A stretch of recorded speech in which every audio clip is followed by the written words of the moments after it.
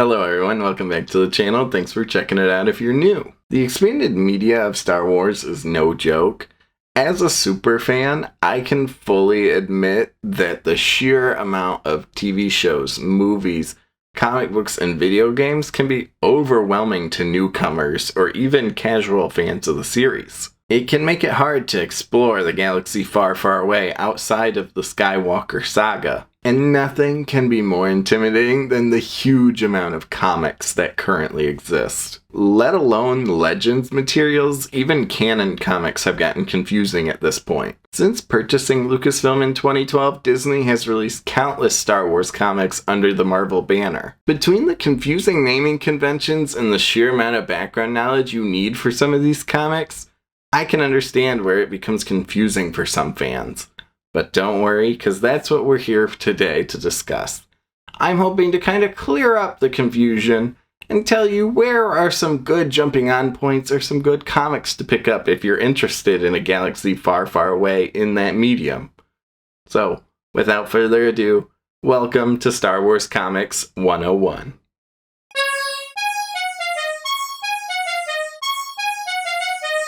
So first things first, if you are interested in reading Star Wars comics, but have never picked up a comic book or you're feeling weary about it, you can always start with the adaptations. These are, as the name implies, graphic novel adaptations by Marvel Comics of the 9 Skywalker Saga films, as well as some of the TV shows that have been airing on Disney Plus recently.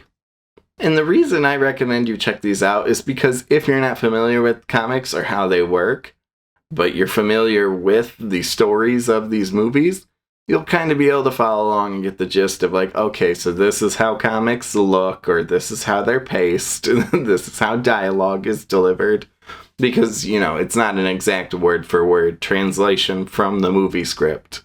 But those will give you a great jumping off point and a good baseline to understand how Star Wars comics work and act. Though, if you're familiar with comics and you've watched the movies 100 times like me, I would say maybe not the best place to jump on because you're going to get bored reading the stories that you've watched 100 times. So now, let's get into some of the specific characters, because there are a lot of characters who have their own mini-series or long-running series that you could check out.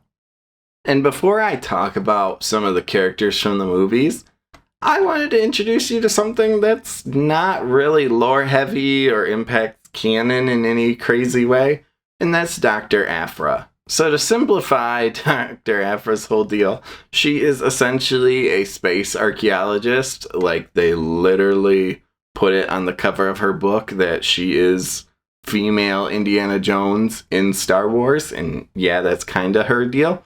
But she's a little bit morally gray, like she will work with the Empire while also aiding the rebellion, you know, whoever's going to keep the lights on at the end of the day. And she has these 2 evil droids with her that are supposed to be mirrors of C-3PO and R2-D2. And so, because she's a character who has never shown up in animation or the movies, she is a good jumping on point for the comics because this is the story. This is Dr. Aphra. Like, you don't have to have any other knowledge besides the general idea of Star Wars, which you should already have being a fan from the movies or TV shows. So, Dr. Aphra is great because she requires no outside knowledge.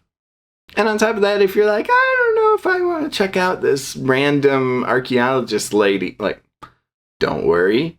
She does meet just about every single Star Wars character you could think of during the time of the original trilogy. For example, if you watched Book of Boba Fett and you saw a big scary Chrysanthemum, you know, the Wookiee that's in that show, well, he's from Dr. Aphra's comics. So that's where you would actually get introduced to that character and learn what his whole deal is, since the Book of Boba Fett doesn't explain it. And seeing as today is May the 4th, Pride Month is approaching rapidly, and Dr. Aphra is a lesbian. So she does bring something for the LGBT plus community into the galaxy far, far away that isn't really seen in most of the other mediums. Like, yes, Star Wars has had queer characters before, but she is a queer character who is the main character of her comic. So, unfortunately, modern day Marvel comics do have this problem where they have every, mainline series has 2 different series, but they're always named the same. So, for example, Dr. Aphra has her 2016 comic run. This is set in between A New Hope and Empire Strikes Back. Again, like I said, it's that original trilogy setting.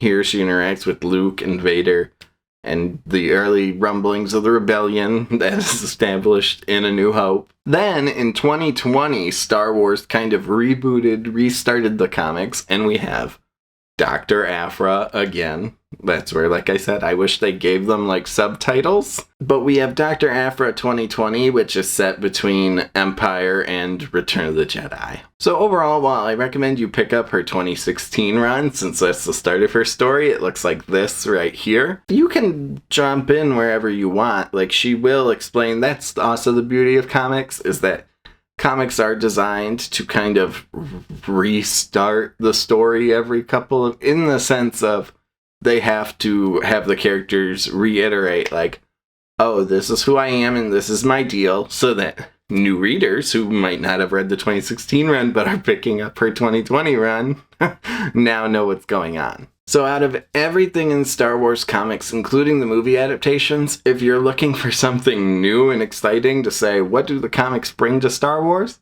I would say pick up Dr. Aphra. It's a fun, unconsequential, while still being canon, adventure into a galaxy far, far away. But don't get me wrong, I'm not stupid. I'm aware that a lot of people are going to say, well, wait, I want to see my favorite characters. I want to see the characters from the movies. So again, I have some inconsequential rapid-fire miniseries that I'm going to throw at you before we talk about any of the big overarching storylines. Which is why, thankfully, between 2015 and 2017, just about every character possible got their own miniseries. And each of these, essentially, were provided to, exactly as I just said, give those characters a chance in the spotlight. For example, we have 2016's Han Solo. This is a story set between A New Hope and Empire, in which Han and Chewie search for a traitor amongst the rebellion. Again, it's a very short, easy. When I say miniseries, I mean these are only 5 or 6 issues each. And when I say these are short, I mean short for comic standards. Some comic lines go on for 50, 75 issues. They're huge. They span multiple trade paperbacks. Right here is Han Solo with, of course, the Ollie sticker. And, it is not a thick book by any means. Accompanying Han Solo's solo run is, of course, Princess Leia's solo run. This follows Leia, again in the wake of A New Hope, where the Empire is hunting down refugee Alderaanians so that they can't tell the rest of the galaxy what the Empire has done to Alderaan. And so it's about her reaching out and trying to rescue the remnants of her people. Again, it's 5 issues, it's thin, it's an easy read. And then if you're looking to follow a movie character who wasn't as fleshed out, there's of course Lando's 2015 solo run.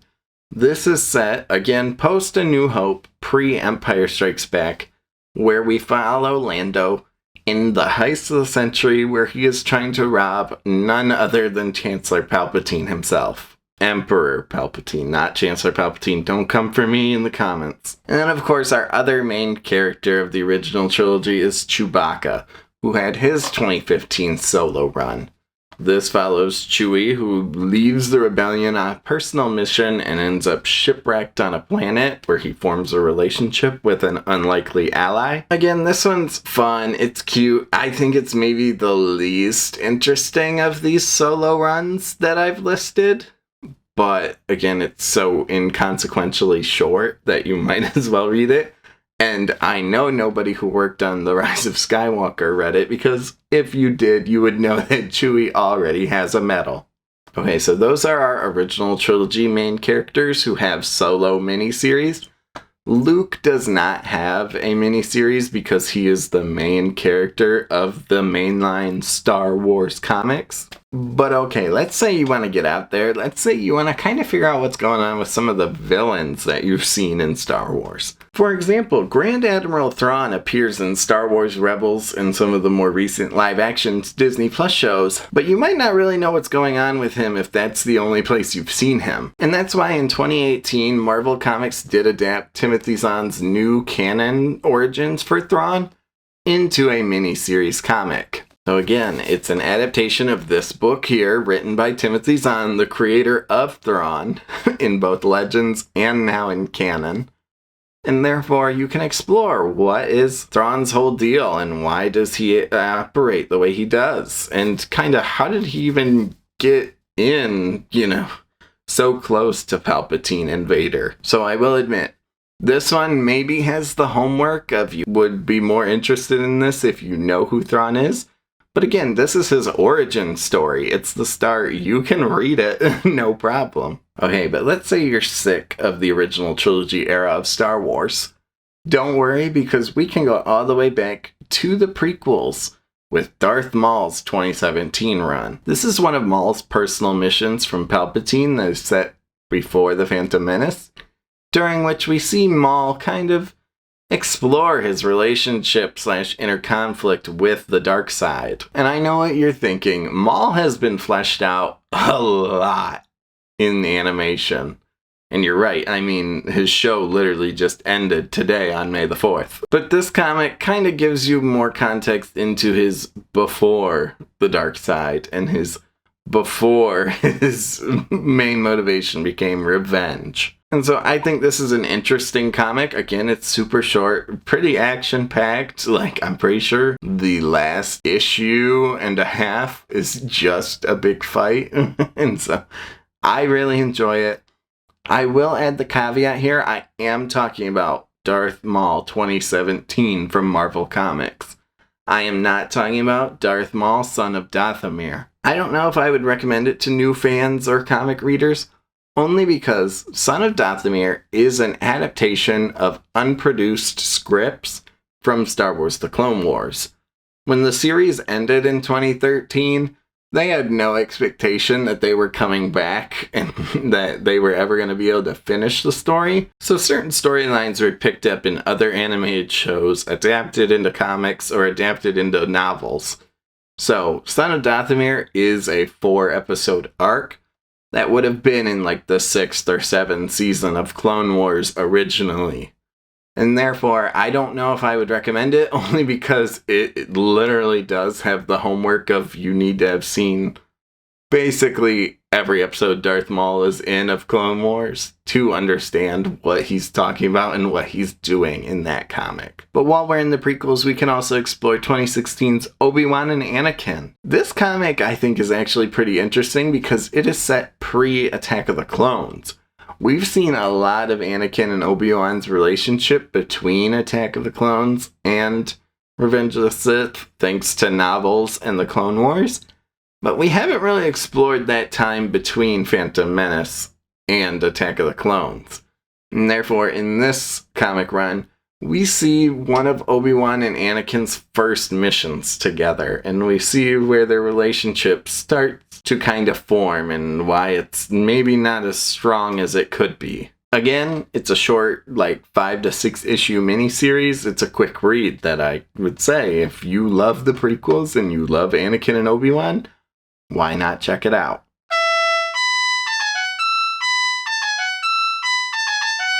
Alright, so now that I've talked your ear off about all the individual mini-series, we should probably talk about the big mainline series. So that is, of course, Star Wars. It is literally just named Star Wars, which gets very confusing. Because again, I don't understand why Marvel does this. But there are 2 different runs that are named Star Wars, and they become a little complicated to keep track of. This one right here that I'm showing you is the 2015 run.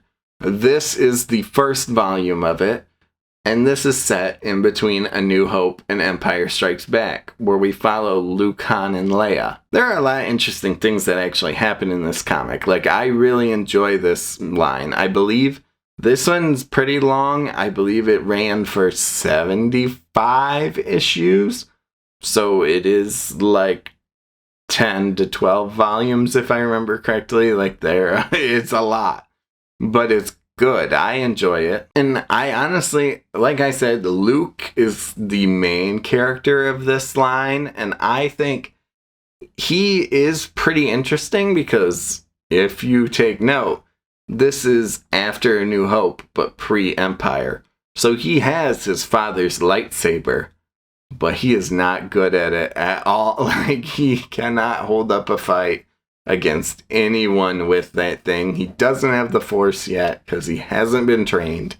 So it is an interesting exploration of basically Han, Luke, Leia, and the rebellion just trying to make it to Hoth to kick off Empire Strikes Back. Meanwhile, again, because they have this inconvenient naming dynamic, this is Star Wars 2020, which I'm sure you can figure out is set in between Empire and Return of the Jedi. I'm not gonna lie, I feel a little more mixed on this one. I haven't read the complete full run, like it just finished earlier last year, if I remember correctly, / middle end of last year.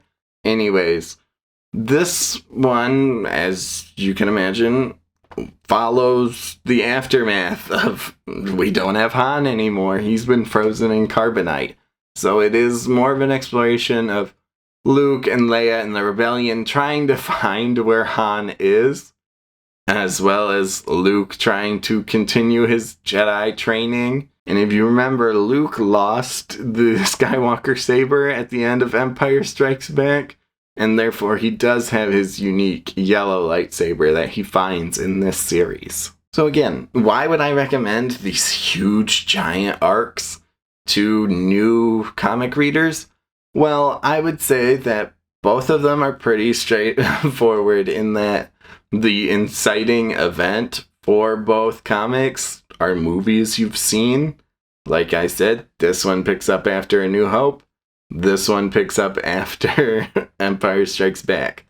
I recommend you read the New Hope line first, obviously, because it establishes and introduces characters who then pop back up in the 2020 run. Additionally, the 2020 run gets a little muddy because they were doing a lot more events / trying to damage control Rise of Skywalker. So there are things that show up in that run that kind of just muddy it. Like I said, I don't think it's as good as the 2015 run. I think that run is solid and leads you straight into Empire Strikes Back. Versus the 2020 run is like, yeah, we're on our way to Return of the Jedi, but, by the way, don't forget about Exegol and all the stuff that we introduced in Rise of Skywalker, because we need to make it relevant in the original trilogy.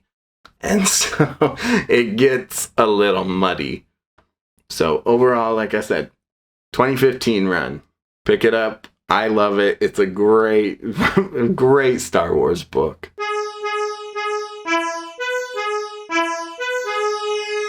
Now, I know I said I was done talking about specific characters, but I think we have to talk about the most iconic villain in all of cinema history, Darth Vader. You see, while everybody else has their little 6-issue miniseries, Darth Vader has several different long-spanning storylines in Marvel Comics. So the first Vader-related comic I recommend you pick up is Dark Lord of the Sith. This one is set after Revenge of the Sith, but before A New Hope, and explores the early years of Anakin becoming Vader, and kind of learning his place with Palpatine and how his suit works, and the limitations that come with being the most powerful Force wielder out there, but being stuck in this tin can. This story is written by Charles Soule, who is a frequent Star Wars comics collaborator, and runs for 25 issues. So about, I believe it's 4 collected volumes if you buy it in trade paperback, which this is also where it gets complicated because Disney has not reprinted some of these Vader comics in recent years, so they're a little hard to find physically. I'm going to talk about where you can find them at the end of the video. But this one, it might also be... I'm also realizing now this one might be my favorite because it has the subtitle Dark Lord of the Sith, versus the other two runs are as confusing as all the other Marvel Star Wars comics, where they're just his name. They are simply Darth Vader. And there's, of course, Darth Vader 2015, which is set after A New Hope, before Empire Strikes Back. Again, I think this run is really good. It follows Vader after his defeat at the Death Star and how he's grappling with that and how Palpatine treats him because of that. You know, that was a big screw up for you, Vader. And on top of that, we also see Vader grappling with the fact that his son is alive. Vader immediately obviously recognizes the Skywalker name, and this comic explores him grappling with that of like, Palpatine lied to me, my son is alive, like, can I turn him to the dark side? He will be mine.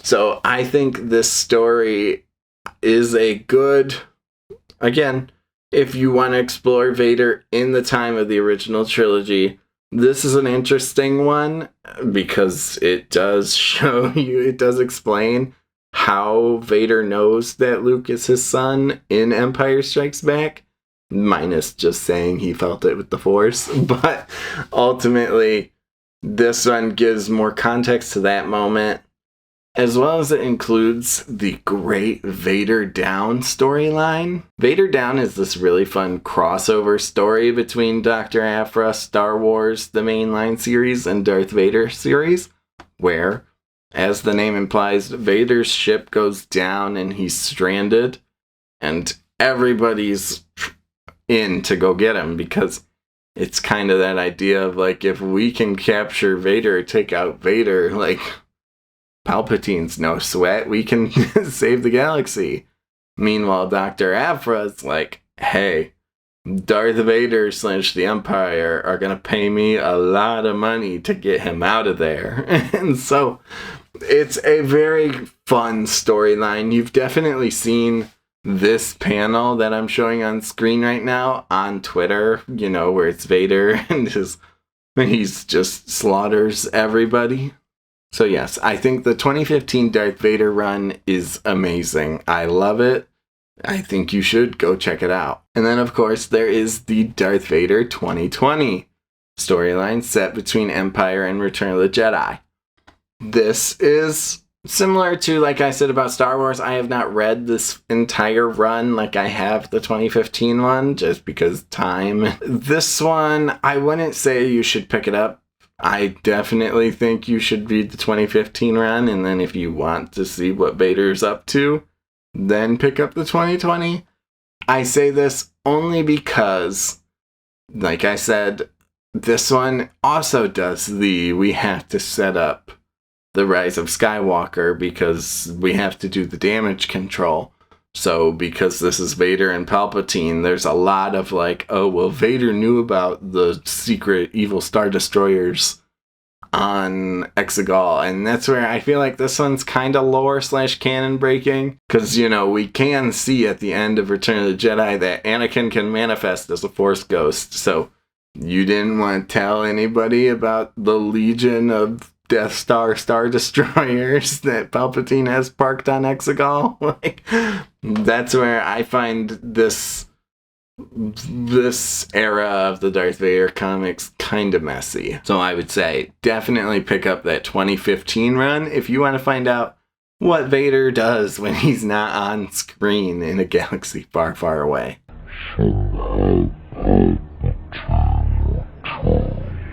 Okay, but let's say now that I've talked your ear off about the original trilogy, you're sick of the original trilogy, and hey, those 2020 comics talked a lot about Rise of Skywalker. So let's talk a little bit about the sequel trilogy. I'm gonna be honest, this first recommendation of Shattered Empire is not my favorite comic, but it's an easy read and it gives you immediate context. Shattered Empire is a miniseries which follows Han, Luke, and Leia in what they did in the aftermath of Return of the Jedi. this is an interesting enough comic. It's kind of boring, I'm not gonna lie.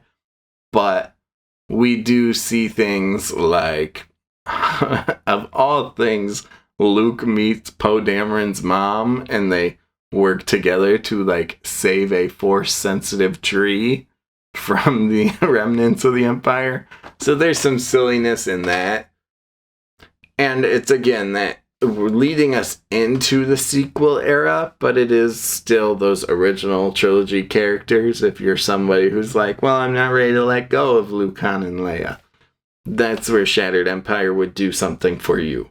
But if you're like a lot of fans and would like a little more context for the sequel trilogy, we do have Poe Dameron. This is a 31-issue series, also written by Charles Soule, who did the Darth Vader Dark Lord of the Sith. And this follows Poe's early days in the rebellion/resistance, in which we see him training to be a pilot, the relationships he forms with his squadron, and just kind of gives you more context for Poe and his supporting characters in those movies. Again, this is one of those ones where it's been kind of muddied, but not really, because in this comic, it establishes that Poe comes from a rebellion family. You know, we met his mom in Shattered Empire, and now we know that his family has always been with the resistance/rebellion, and he has always wanted to be a pilot. And then, you know, Rise of Skywalker, again, nobody who wrote that movie read the comics, says that Poe was a drug dealer. And yeah, I guess he must have done that sometime between wanting to be a pilot in the rebellion and then maybe his teenage years he was selling drugs, and now he is a rebellion pilot. But so this one is pretty straightforward if you want to know what Poe was up to. Then we have a miniseries, Captain Phasma. Again, not a essential comic, but this tells you how she's alive in The Last Jedi, which I feel like is kind of essential info, because we see her get thrown in the trash compactor in Force Awakens, and then she's just there in The Last Jedi. So this recounts how she escapes from Starkiller Base and prepares for the events of The Last Jedi, which it's funny to say that out loud because, you know, The Force Awakens and The Last Jedi, canon-wise, happen hours apart. Like, they essentially pick up right after each other. So, it's not a lot of time for Phasma, and that's where I feel like her escape from Starkiller Base is interesting. And then the rest of the comic is just kind of like, yeah, she sort of just hung out. But if you want to know how she got out of there, go ahead, check out the first half of it, first issue. But now we get into the real meat and potatoes of the sequel trilogy comics. This one you've probably heard about from any Star Wars fan ever, and that is, of course, The Rise of Kylo Ren. This comic, when it came out, was huge. Like, I'm pretty sure it sold out, like, in all the comic shops, because, yeah, the movies didn't do that good of a job explaining what Kylo's deal was. You know, I think The Last Jedi did it well enough, but if you want more, because then Rise of Skywalker doesn't care at all, and The Force Awakens is just setting up a mystery. So, we have a mystery, and then we have a sort of answer in The Last Jedi, and then we have nothing in Rise of Skywalker. So that's where The Rise of Kylo Ren is the origins of how Ben Solo fell to the dark side. And funny enough, this has actually been adapted into a Lego sequence in the Lego Star Wars Halloween special, which I've talked about on this channel previously.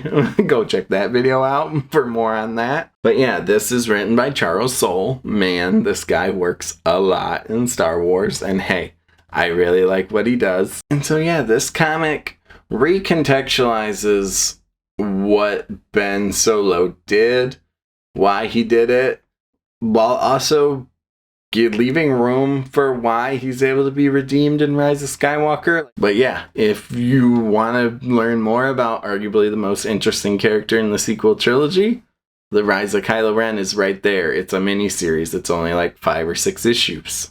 Now, what's interesting with Kylo Ren is they actually didn't do the Darth Vader and Star Wars thing where his sequel series is just named Kylo Ren or The Rise of Kylo Ren again. Instead, we have Legacy of Vader. This follows Kylo Ren post The Last Jedi into The Rise of Skywalker because those films are set a year apart, so there is some time in the timeline to explore there.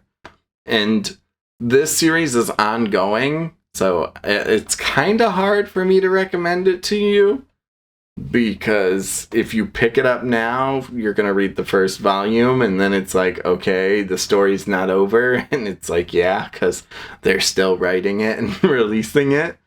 So this one is out there if you want to see what Kylo Ren got up to during his time as Supreme Leader, but again, it's currently ongoing, so it's a little tricky. They fly now!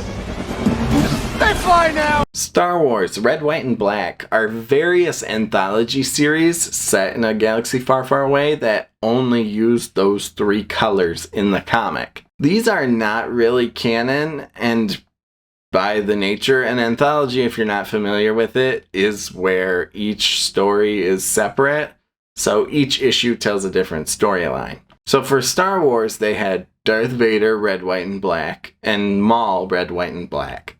The Darth Vader one is actually creative and interesting and probably less canon, where each artist got to do crazy work and the storylines are all over the place.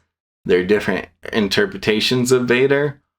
And I would say give that one a look if you're interested and want something totally non-committal.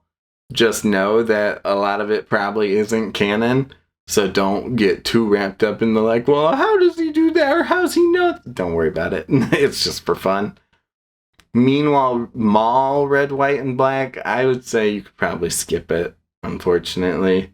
There's not anything, they don't do anything interesting with the art, and it's all set pre-Phantom Menace, to which I would just go say, read Darth Maul 2017. Then we have Vader Dark Visions. This is an anthology series set around how people around the galaxy view Darth Vader. And each individual issue shows, and it's kind of a different genre. So one shows it's a horror genre, and Darth Vader is like this eldritch monster, versus another one is a romance novel. It's a Imperial agent who loves Darth Vader, and so he's written like the hunk love interest of a romance novel, versus in another one he's a shining knight because he's that planet's savior. So that one is probably the best of these anthologies, and I would definitely recommend you go pick that one up if you want to explore something that's not canon and is, non-committal. Because if you don't want to read the romance one, a lot of people complained about it when it came out. You can just not read it because it's an anthology. It's never going to come up again. Then we have the Age of Anthology series. These are set in the different eras of Star Wars, prequel, original trilogy, and sequels. And in these series, each of them are like 6 issues long each. And each issue follows a different character in that era. So like, for example, the Age of the Republic would follow Obi-Wan, Anakin, Yoda, Dooku, and General Grievous. While the Age of Rebellion is obviously Han, Luke, Leia, Darth Vader, Boba Fett. And then the Age of Resistance is Finn, Poe, Rey, Snoke, Kylo Ren, and Hux, or Phasma. And so, honestly, I think Phasma's one issue in this, is more interesting than her whole story, her own miniseries, because it's not set in between the Force Awakens and The Last Jedi. But these are not the most interesting Star Wars stories, but they're also so short and non-committal that I could tell you, like, yeah, you want to know more about the sequel trilogy characters? Pick up Age of Resistance. You want to know more about the prequels? Pick up Age of the Republic. And if you possibly want to know more about the original trilogy, the most fleshed out time in all of Star Wars, pick up The Age of Rebellion. Alright, I might catch a lot of flack for this, but the High Republic is a complicated time for Star Wars. The High Republic is set 300 years before The Phantom Menace, and therefore you would probably think, wow, that means anybody can jump in because it's so far back in the past. But unfortunately, I think the High Republic comics don't really have that same approach. See, the problem with the High Republic is they launched it as like this multimedia overarching storyline where it's like, we're gonna have books and comics and video games and internet shorts and the little kids animated show. And it kind of became too complicated to the point that nobody could keep up with the High Republic and what was happening where. So I think the comics are interesting. I've read some of them myself, but I think they're also not welcoming to new fans. Like, you need to be committed to, if you're going to read the High Republic comics, you need to be ready to learn all the new rules of the Force and the Jedi and all the new threats that the galaxy faces during that era. And so, therefore, I think it's hard. It's complicated. And I would say new readers don't pick up the High Republic. If you are, though, this is what this is what Volume 1 looks like. Look how old you've become. Something far worse has happened to you.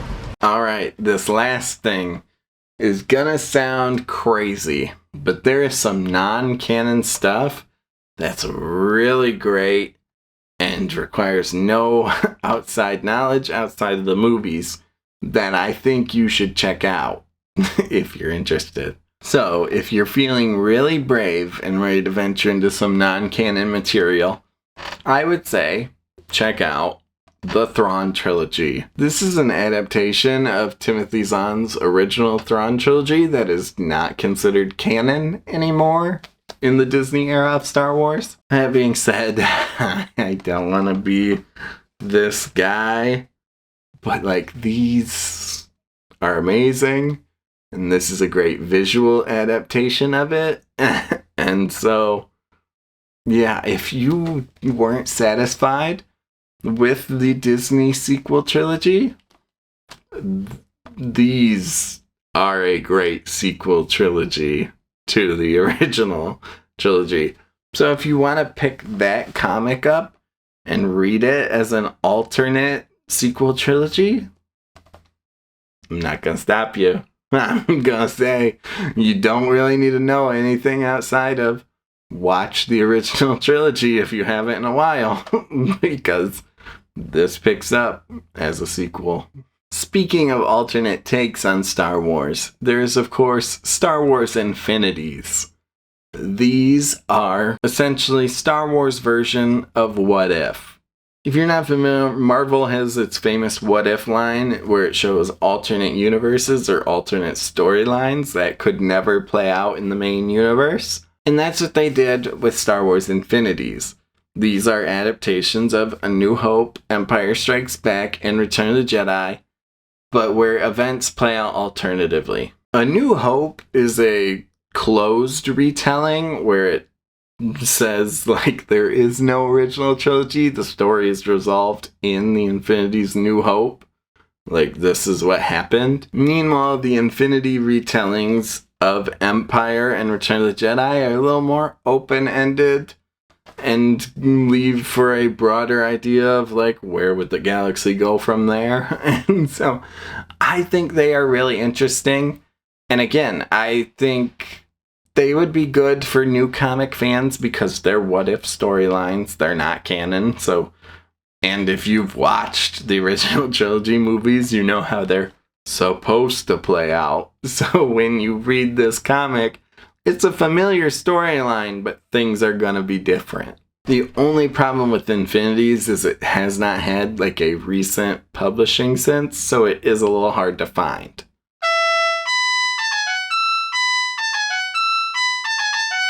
There are a lot of Star Wars comics. I didn't even scratch the surface here. I kind of just gave you an idea of the easy ones to read. So, I hope I gave you some ideas, if you're interested at all. Now, you might be wondering, how am I supposed to read all that? Like, this is so confusing. Star Wars and Star Wars. Well, in this video, I showed you what each first issue or volume is supposed to look like for that run. But additionally, I would recommend using digital formats for these Star Wars comics, only because, like I said, Disney has not reprinted a lot of these, or they're doing like the modern era reprintings that collect like specific storylines from the runs and starts to get messy, complicated, confusing. So I would recommend utilizing a online reading app like Hoopla. Hoopla has most of these comics available for free if you have a library card. Marvel Unlimited also has pretty much every Star Wars comic you could ever think of. And it does a pretty good job of like categorizing them so you can be like, I want the 2015 Star Wars run.